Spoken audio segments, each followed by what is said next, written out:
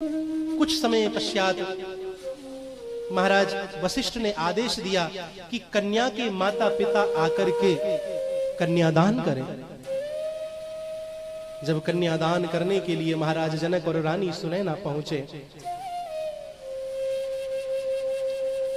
रानी सुनैना ने क्या देखा कि महाराज जनक के हाथ बेटी के पीले हाथ करते समय, कन्यादान करते समय कांप रहे हैं, हिल रहे हैं।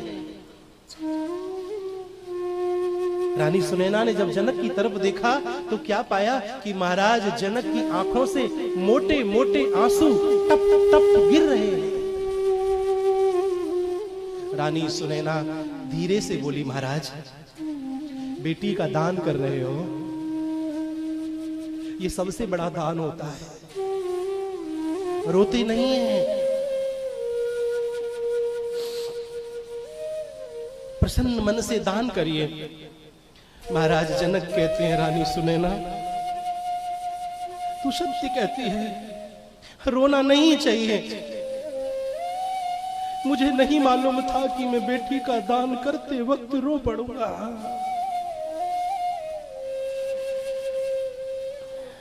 नदबई वासियों, एक पिता अपने जीवन में 3 बार रोता है। एक बार तब जब बेटी की लग्न पत्रिका लिखी जाती है, उस समय पिता की आंखें डबडबा जाती हैं। पिता को आभास हो जाता है कि अब वो ज्यादा दिन की मेहमान नहीं है, कुछ दिन बाद छोड़ करके चली जाएगी। अपनी पत्नी को कहता है, सुनो अब इससे ज्यादा काम मत कराना, अब इसे पूरे जीवन भर काम ही काम करना है। बेटी से पूछ लेना, इसकी कोई इच्छा हो, कोई मांग हो, हम पूरी कर देंगे। लग्न पत्रिका लिखते वक्त एक पिता की आंखों में आंसू होते हैं पहली बार। दूसरी बार पिता तब रोता है जब बेटी का कन्यादान करता है। दान करते वक्त एक पिता को आभास हो जाता है कि मैंने अब इस बेटी का दान कर दिया, इस पर अब मेरा कोई अधिकार नहीं रहा, अब इस पर मेरा कोई अधिकार नहीं है। कन्यादान करते वक्त पिता फूट फूट करके रोता है।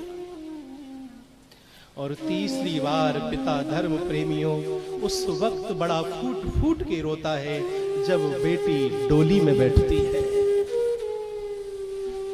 वह उस समय डोली में बेटी को नहीं साहब, अपने कलेजे के टुकड़े को बिठा के विदा कर रहा होता है।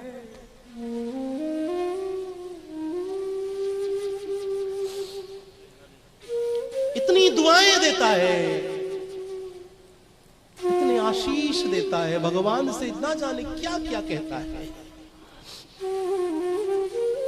कितना भी पत्थर हृदय क्यों ना हो साहब, जिस समय बेटी को डोली में पिता बिठाए अपने आंसुओं को रोक नहीं पाता। जवान पुत्र की मृत्यु पर देखने को मिलता है कि पिता की आंखों में आंसू दिखता नहीं है। ऐसे दृश्य हमने देखे हैं और आपने भी देखे होंगे। जवान पुत्र की मृत्यु हो गई लेकिन पिता की आंख पथरीली हो गई, परंतु जब उसी बाप ने बेटी को विदा किया, वह बाप अपने आंसुओं को रोक नहीं सका, क्योंकि पिता को उस समय आभास होता है कि मैं तो सोचता था कि मैं इसका मालिक हूं।